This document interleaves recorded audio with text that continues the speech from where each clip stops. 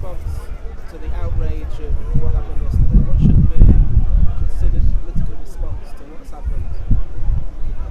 I mean, it's a cliche, but here we are at Speaker's Corner, and it's not a cliche. Carry on. You know, obviously there's one thing is about how to fight these people, which we talked about last week, and then there's about how people respond. And if you walk over there, even that guy, Jay, who I found over many years to be quite unnecessarily provocative against the Muslims, is standing there and, okay, it's a jocular, it's quite a tough argument. Even some of the things that are said there probably would be considered un-PC. If it was on television or something, it'd have groans and moans. But, and the same thing with the Muslim guy arguing with him. But here we are, Muslims, Christians, people from all different backgrounds, discussing and debating, you know, and let's be clear, Speaker's Corner is, as far as some people are concerned, a legitimate target. So I think what we are doing here at Speaker's Corner, and one of the reasons I'm here, precisely because of that, despite the fact that Labour is not campaigning nationally today, I have come here because I've been coming here for 30 years and I'm not going to stop because someone kills people in London. You know, and particularly it's a barbaric way in which these people have been killed. But the problem is, as I mentioned earlier last week, essentially we have a problem of alienation amongst a significant minority within society, which we have to try to deal with. And as far as I'm concerned, that touches on economics and politics, as well as international military affairs and, you know, campaigns against so-called Islamic radicalisation and so on. And okay, Jay was saying earlier on that Theresa May said they're not Muslims and they clearly identify as Muslims. So I'm not so bothered about that. Some people are going to call themselves Muslims, some people will say that's not Muslim. The question really is, how do we reach into those layers of society who are so alienated that they're prepared to carry out barbarities of this character? And yes, beyond that, how do we deal with the, if you like, things that are stimulating and promoting a sort of breeding ground of hatred? And that does relate to foreign policy as well as our internal circumstances here. I would just say no to that, because No to what?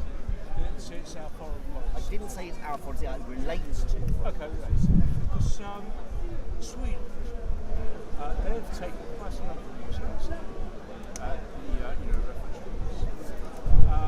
They haven't sent presence, as far as I know, in the East. They've had bombs going on all the years. I would say, no, it's, I would say it's more missionary. If you think of when Christians went to various parts of the world, they destroyed the old gods and said, this is Christianity, this is way, you pray this is way, blah, blah, blah. And I think the same is true in Islam. In fact, they've wanted to take over the world, perhaps class of countries. The only way Well, what you say describes a tiny group of people within Islam, and I think you'll find in nearly every case in Britain in the last 12 years at least, but probably longer, that these people who carried out the attacks do not fit into the sort of category of people who are like solidly firm believers and practices of the stipulations of Islam.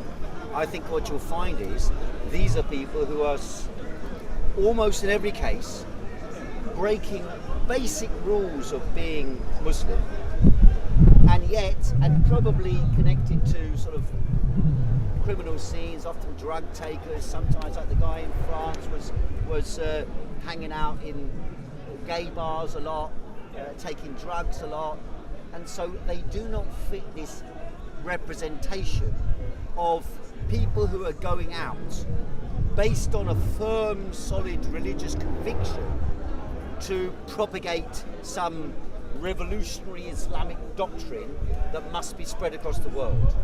There is, however, a certain bloodlust amongst a layer of people who have gone out to Syria and also who are in Syria fighting, created by a number of circumstances. One of them, for example, a friend of mine, when I went to Pakistan a few years ago for a labour movement conference, a friend of mine said to me that some of his friends from Afghanistan said to him, sort of out of the blue, look, I'm not a normal person. And he said, well, nobody's a normal person. And he said, no. I have grown up seeing people being killed around me since I was very young. And I escaped from that with my parents to Pakistan, from Afghanistan, and I still have that in me. Myself, I had some, what they call PTSD for a while, because of something at high school. And I know that it can like mess up your mind a bit, you know, and soldiers are like that. You remember here in 1995, I was standing here at Speaker's Corner. There was a big war memorial event, and a young man came up and started arguing with me. His name was Heiko Khoo. And I remember distinctly that he started screaming at me, you know, Her Majesty, and it was all like, you know, soldier talk. And then I had a chat with him, and by the end of the meeting, he took his shirt off. He had slices all through his body. He had been captured. He was in the parachute regiment, and he'd been sent into Iraq before the war began in, it was the 1990 war in Iraq. And before that war began, he was sent into the country. He was captured, tortured, and literally you could walk down the street with him and a car exhaust backfires and he would scurry into the corner. And so war and conflict seriously affect the psychology of a significant number of people in many of the countries affected by wars which Britain, France, America have been involved in. And because there has tended to be a commonality between the religion in those areas being Islam of one variety or another, and there being communities in the advanced capitalist countries and Europe and America in particular, but Europe in particular, that there is a discontented layer who draw on two themes. One is the wars elsewhere, which I said is one aspect of it. The other is their alienation within society, caused by all sorts of contradictions in their backgrounds. It could be criminality, could be poverty, could be circumstances. It's a variety of factors which we can profile on a large number of these cases over recent years. But no one yesterday, I mean, I'm sorry, we haven't got the data as far as I know yet about who these people are. But again, once again, before we even know who they are, I think we can guess that they're British-born Muslims. British-born, right? We can guess that. Yeah. And there's a pattern to that. And that pattern also connects in, like I say, to a sense of feeling, well, you bomb out, I mean, I've heard it at Speaker's Corner, you've heard it at Speaker's Corner, you bombed our people, this sort of mindset, yeah. Therefore we kill you. Now I agree that there is a layer who consider it their mission, or if you like, who justify their actions based upon the idea that they are somehow fighting against what they call kufr, is it kufr? Yeah. In other words, forbidden types of behaviour, things that they think are undermining, if you like, human behaviour, infidel behaviour, and so on. But this is a very primitive, simplistic mindset, which really is merely about justifying the use of violence and the contradiction between them and the wider community. Having said that, when it came to September the 11th, the people who carried out September the 11th, again, were people who were carrying out in their everyday lives the type of behaviour which is considered to be forbidden infidel behaviour. Drinking, drugs, womanizing with Western women, not with Muslim women, having sex before marriage, and so on and so forth. Now, there are contradictions within these parameters. I don't want to say it's the same, but I want to point out that religious inspiration can often lead to contradictions within a human psychology that lead them to commit monstrous crimes. Think of the Catholic Church, not only historically, but also in recent times, in which investigations have taken place, which have shown that there have been networks, widespread networks, of people who've been abusing and even killing kids when they're sick. And this again, contradiction between the official ideology and the actual practice of human beings. But there's a fault in that argument, in the fact that the Muslim guy points out that no scholar has ever said that these people are not Muslim, that they're wrong, and they haven't said that. That's not true. That is not true. That is not true. To say no Muslim scholar has said these actions of these people are wrong. On the contrary, you can go all around Speaker's Corner right now, and you can go to the mosques and so on. You'll find they're all condemning what's happened. Well, all you'd of also them. All of them to a you'd man. also find that the Quran is The what? The Quran. No, that's not true. You can look through the Quran and you can find wording that is violent. Yes, you can look in the Bible and find wording that is violent. I mean, this is the nature of these religious texts. Some people at Speaker's Corner make a big deal out of arguing about texts. You know, you wander around in Hyde Park, one's carrying the Quran, one's carrying the Bible. They're arguing with each other, pulling out pages and chapters and quoting at each other, right? Everybody knows that's not really the way you can argue these things, because we live in a world that is vastly different to the world in which Jesus Christ lived in 2,000 years ago, and the world that Muhammad lived in, what was it, was it 7th century, 8th century. These worlds are vastly different. Technology, science, economics, politics, culture is vastly, of course it's the same. Well, you say it's the same, I don't know. But they say it's the same. Okay. I'm not saying but that doesn't make it a violent religion, because there are a few phrases in there which promote violence. The Christian Bible promotes violence as well. I mean, I remember when I was at school, as a tiny kid, they would teach us about the Old Testament at school.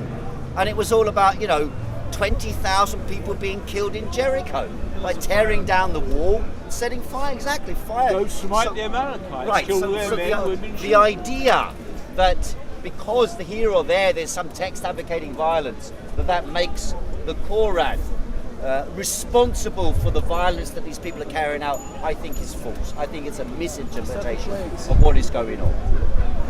I think the central question is social and ideological and community alienation. And there are ways. No, that's not because I'm pushing it from a Marxist view. I'm pushing it from an elementary understanding of the way in which societies in modern times are formed, collectivism is formed, and isolation is formed. It's more of a mass psychology I'm looking at than a Marxist analysis. I do believe that the economic foundation is important, but there are many people from all spectrums of economics and of politics and philosophy who will argue that's the case as well. That's not a specifically Marxist argument. After all, Marxism, at the time when Marx was writing, was never confronted. There was a bomb in London, one bomb by Indian nationalists at the time. I believe that was the case. Some Irish nationalists set off bombs. But otherwise, at that time, the idea of Islamic Islamic-inspired terrorism didn't really exist. There were movements of the people in some countries. There's hardly any Islamics here. I'm saying that there's no Marxist connection to this argument per se. However, I'm making an argument based on my own philosophy, which of course incorporates elements of other philosophies and finds a correspondence at some points with other philosophies and other views that analyse what's happened. I mean, the issues I've talked about, I barely mentioned anything that had any connection to Marxism, so I don't believe it is. And you can argue, quite legitimately as well, that there have been Marxist violent terrorists. I mean, after all, look at Colombia, or look at Nicaragua, or look at some of the movements around the world, like the Naxalites in India. You can argue that as well. But I'm sure you know, after standing here in front of my meetings and participating for 30 years, that as a Marxist, and I describe myself as a Marxist, that I in no way have a correspondence in views with those people who have carried out the type of violence that we see in amongst the Naxalites in India. I disagree with their tactics and their methods, and the same thing with the forces in Colombia. No, it's really pointing out that your approach to the problem, obviously, is greatly influenced. It probably comes from Marx. So I was saying, look at from another point of view, for a more. Well, if I understand you correctly, you're arguing that there's a cultural and unbridgeable cultural gap. That's what I seem to be getting from you. An unbridgeable cultural gap between Islam as a faith and Western society. That's what I seem to be getting. Am I wrong? Not entirely. I think the problem is, when you had the IRA, you had the grown-ups that had political objectives that you could make a compromise with, make a deal with. But don't forget that was also founded on religious motivation. Yes. And a nationalist motivation combined with religious motivation. Now, what I was arguing, and I'll return to this theme quickly, if you look at what happened with Islamic State developing across Iraq and Syria, starting with Iraq, it was a faction which broke away or was expelled from Al-Qaeda for being too violent. But Al-Qaeda, don't forget. Right? Now, this faction managed to draw towards itself volunteers from all over Europe and the rest of the world, but particularly Europe. Most of the, of the 5,000 people who fought and were moving on Baghdad at one time and swept across Iraq, gaining territory. Of those 5,000, 10% of them came from the West. 10% of them. And we've got many cases in recent times where schoolgirls from London have gone out to Syria and Iraq because there's a combination in their minds, not correct, but in their minds. There's a combination between the struggle against American-backed regimes, for example, Israel-backed regimes in Syria or Iraq, and in the case of Iraq, and their belief in the struggle for their religion. And so it was in Ireland that people fought for a Catholicism and a political objective of the unification of Ireland. In Syria and Iraq, we have had a sweeping movement for a period of time, now in Libya the same thing, whereby people have come together, led by a sort of thuggish army, which has gained access to military equipment left there by the Americans and British and the former regimes. Don't forget, the British and Americans provided the most sophisticated training and weaponry to the Iraqi regime. They trained up 1.5 million people to be in the Iraqi army and reserves. 1.5 million, a massive army with the latest technology and equipment. But because they fired white phosphorus in Fallujah, because 1 million people died after the Iraq war ended and bodies float down, I think it's the Bosphorus every day, and law and order collapsed and people were battling each other and killing each other.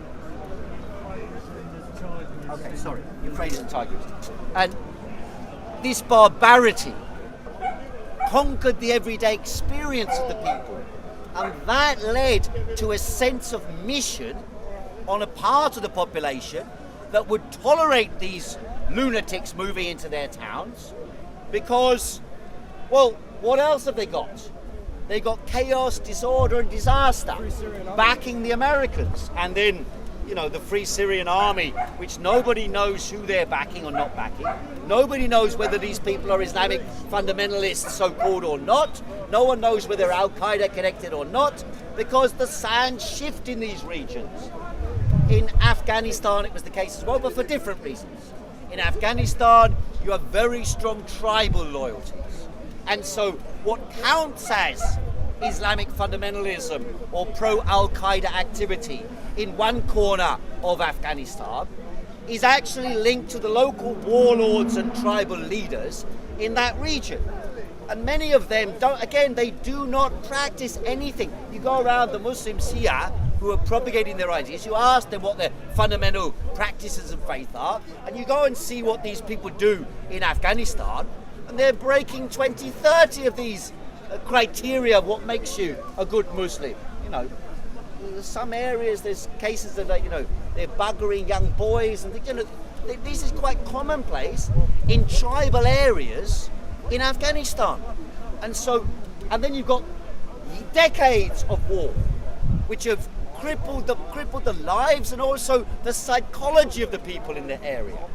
And therefore, it's not as simple as you're making out, that this is something, if you like, rooted in the religion. It is not. The religion happens to be Islam there.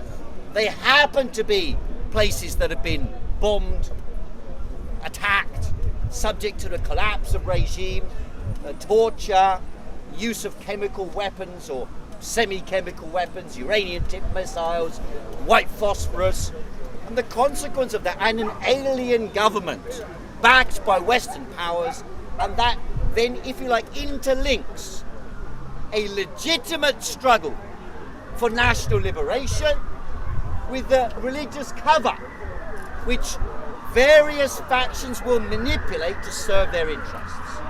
And then we get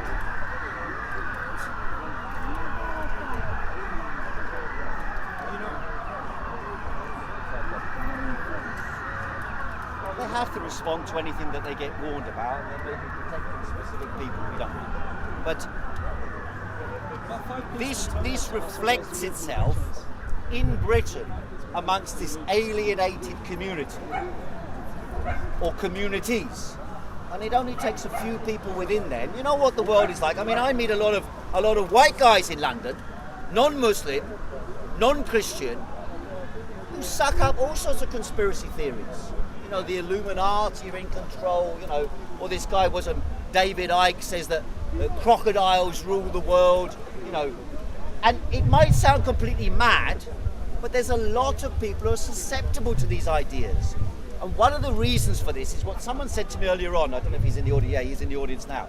Said to me earlier on, is that we are used to having politicians who lie through their teeth to us. Various gradations of liars. And so if you don't trust, and you can't trust, the political apparatus, and that's the official world, and you can't trust the media, and you can't trust the state apparatus because of various crimes or misdeeds that people encounter in their own lives, then it fosters the foundation, the basis, the root, the soil in which such poison grows up and grabs the minds of small numbers of people and turns them into barbarians who carry out the type of attacks we've seen yesterday, a couple of weeks ago, and back in March. And I'll admit, it is so barbaric that it almost defies belief. But we have to try to understand where this is coming from to be able to root it out in our communities, and that's what we need. And that's why I come up here.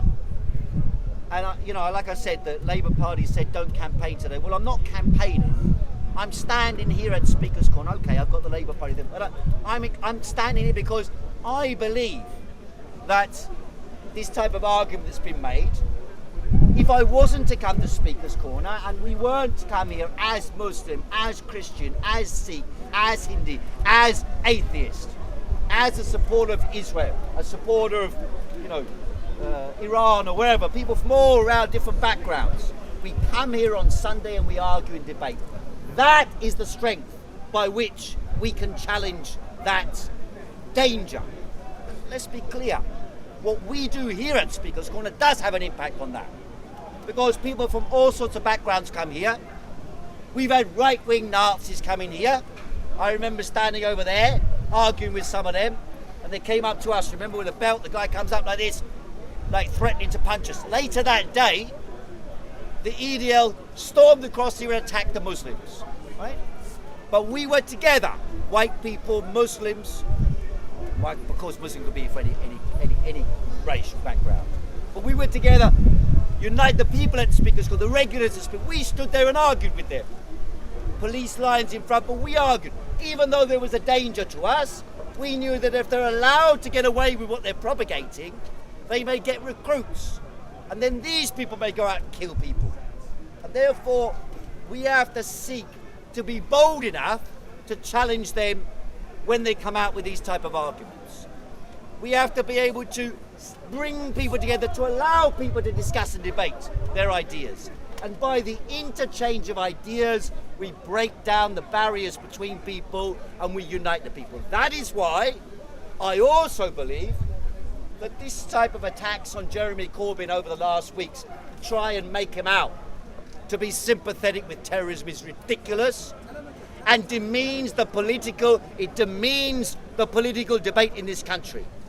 And it's part of a systematic campaign by certain sections of the media and certain interest groups in Britain to try and undermine Labour's support by trying to make out that we're sympathetic with terrorism. What utter and complete nonsense. And then they do and then they say weak on defence. You remember on Question Time a couple of days ago, Jeremy Corbyn gets attacked by all sorts of people saying, will you fire the nuclear bomb? Will you fire the nuclear bomb? Will you fire the nuclear bomb? What a stupid question. What an utterly stupid question. The nuclear bomb has only been fired once in 72 years. There's a reason why it hasn't been fired since then. Because it committed such an act of barbarity that humanity shrieked in horror at its own face at what it had created. That is why the nuclear bomb has not been used. Now there's an argument, I don't agree with it, but there's an argument that you need a balance of force. And that balance of force must be backed by the willingness to use force. I don't agree with it, but everybody knows. Jeremy Corbyn has been the chair of CND for decades. He was the chair of Stop the War Coalition for over a decade. So to ask him again and again the same stupid question, I think is demeaning to our politics. And by the way, some people said after the Manchester bombing that this is it. The government will play the terrorism card and they'll win the voters over and the shift towards Corbyn will disappear. I argued at the time, and I think it's still true today. What happens when a terrorist attack happens during an election is a polarisation of politics. On the other side, it also means that the wisdom of the majority begins to come out. Despite the horror that we experience, the revulsion that we experience, we do have a sense that this is not the Muslims against the Christians. This is not one racial group against another, not one national group against another. It is the product of barbarity amongst those people and elsewhere in the world. Going back in history, don't forget. Everything has history. Nothing emerges from nothing. And therefore, if we ask ourselves how we can make a better society and a better world, we're on the pathway to progress. And one way you're guaranteed not to be able to fight against terrorism is to go to Saudi Arabia, the number one centre for financing terrorism over the last 30 years, and suck up to the Saudi Arabians and give them arms deals like Donald Trump did to the tune of £270,000 million. What? Billion? Well, that's 1,000 million. That is what he did, and Theresa May ran out there as well Let's be clear about this. That's not Saudi Arabian government. But the Saudi Arabian state is run by billionaires.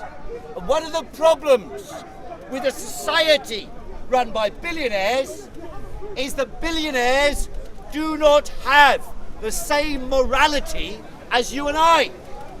The very character that is created by having billions means you appear to have, you think you have, you acquire a sense that you have unlimited power. You can buy people at will. You can change things at will. You can alter elections at will. That's why I think it's five donors I believe it is, correct me if I'm wrong, gave the Tory party £6 million. 5 donors, right? Now in the case of Islamic terrorism or Islamic terrorism, Saudi Arabian billionaires, like the Bin Laden family, they threw money at promoting this jihadi ideology in Afghanistan and Pakistan. They chucked money at it. And of course the Pakistani army and the Pakistani intelligence services, which were also backed by America, promoted this ideology, promoted this movement. They dug the tunnels for Bin Laden. They armed the forces of Bin Laden. And then Bin Laden turned on them and on the Saudi Arabian government themselves. But these factional breakups between people financed by billions, with billions of dollars you can do a lot of damage to people. That cutting off, that's one thing we are committed to do. We will cut off, to the degree that we can, cut off the sources of finance to these lunatics, the IS, Al-Qaeda and similar networks such as this. And we will not go to war in these countries and then leave the countries.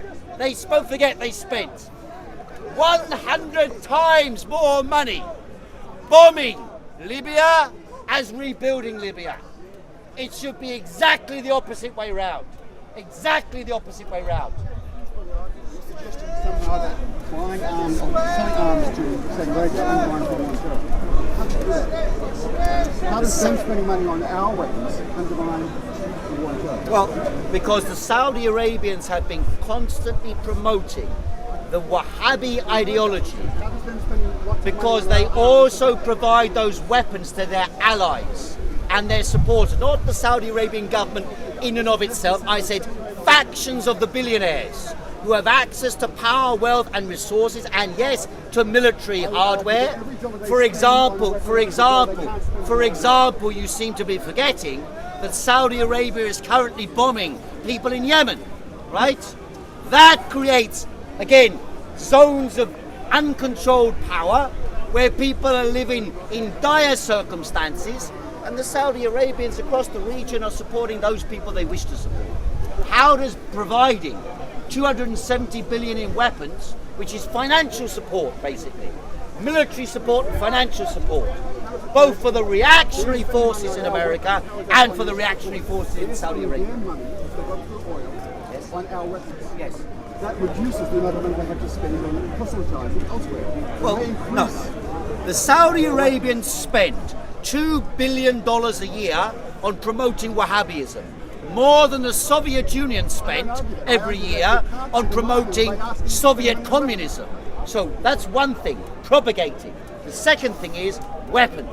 Now, if you imagine that these forces, Islamic forces across the region there, can operate without the weaponry, I think you're living in cuckoo land.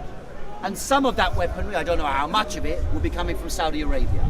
And the money, why should we be backing the Saudi Arabian regime? I don't understand. Why are we dealing with the Saudi Arabian regime? I don't understand. Sorry? I don't just want to talk about this. I don't understand the argument. Somehow by selling arms to undermine the other one. Well, you're making deals with a government, just the same as in the old days, when South Africa was a pariah state. British and Americans broke the sanctions and dealt with the South Africans. They sold them weapons, they sold them manacles, they assisted the security services, and as a consequence of that, one is the regime was able to receive support to control the population, Two is, it had legitimacy across the world.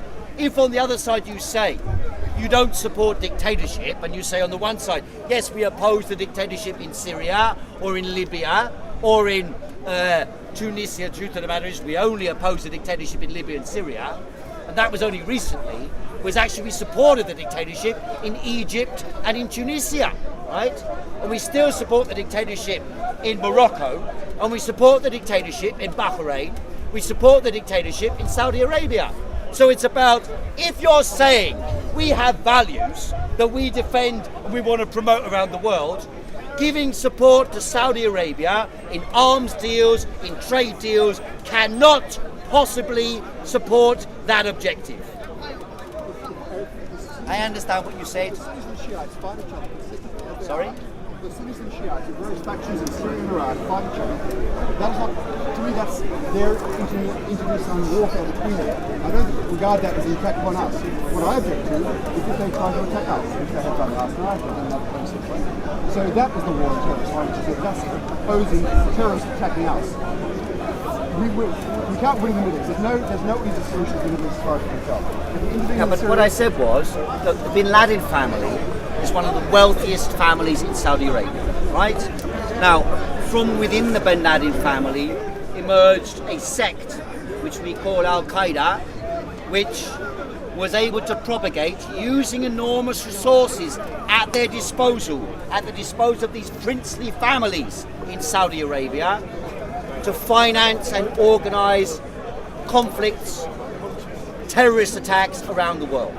Now, as everybody knows who's bothered to look into the question, when September the 11th happened, one of the first things the American government did was to fly the Bin Laden family out of America.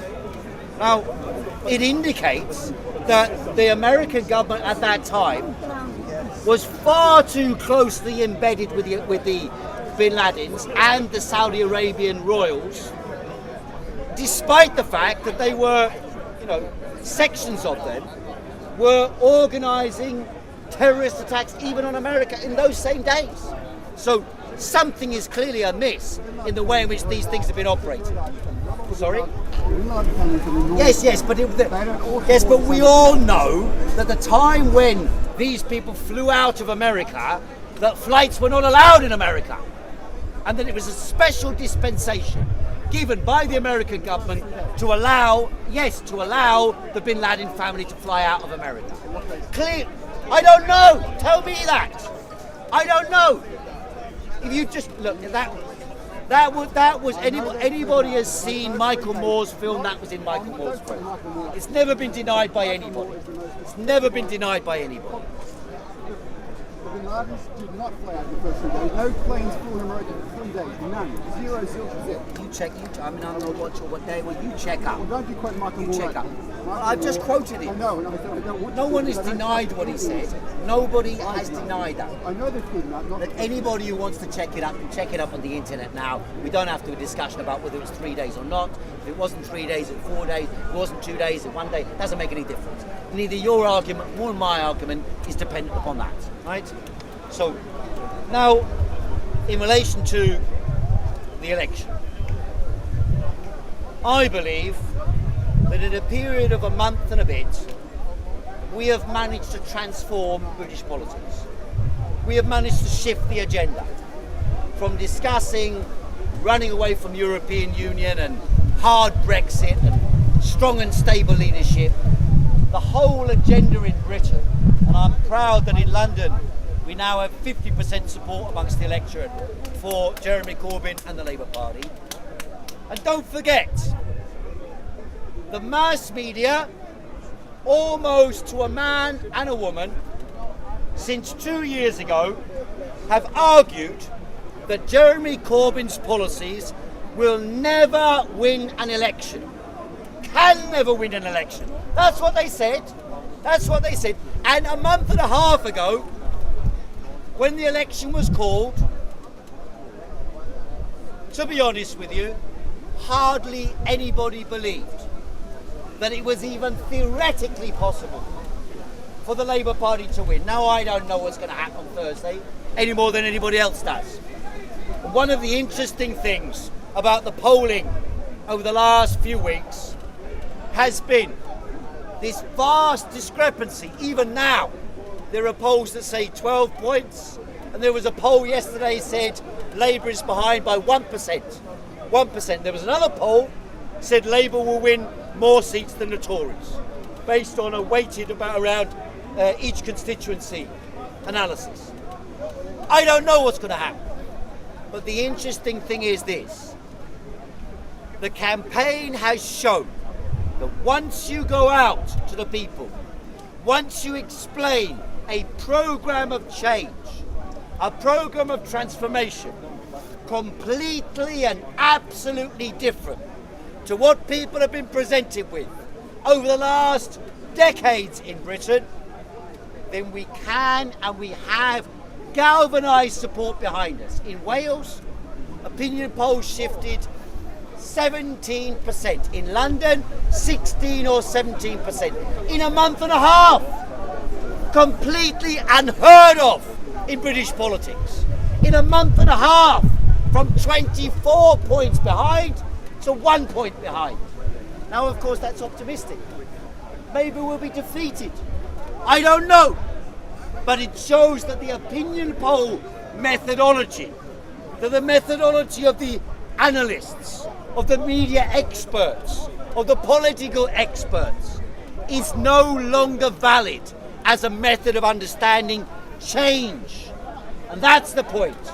We have proposed a policy of change, a transformation in society, housing for all, rent controls, 3-year rental contracts, to solve the housing problem blighting our society.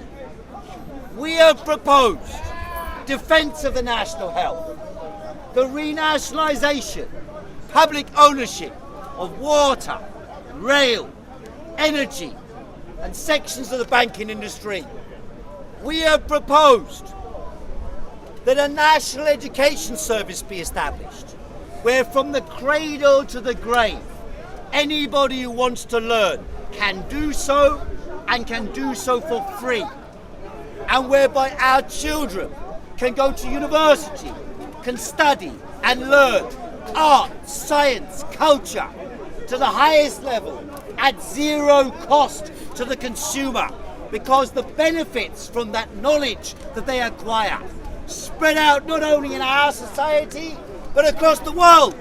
We need a world of peace, a world of freedom, and a world of plenty based on harmony with the ecology. That's why I've supported Jeremy Corbyn since the day he stood 2 years ago for Labour leader. That's why I'm supporting the election of a Labour government now. I hope you do the same. Thanks very much, ladies and gentlemen. See you next week.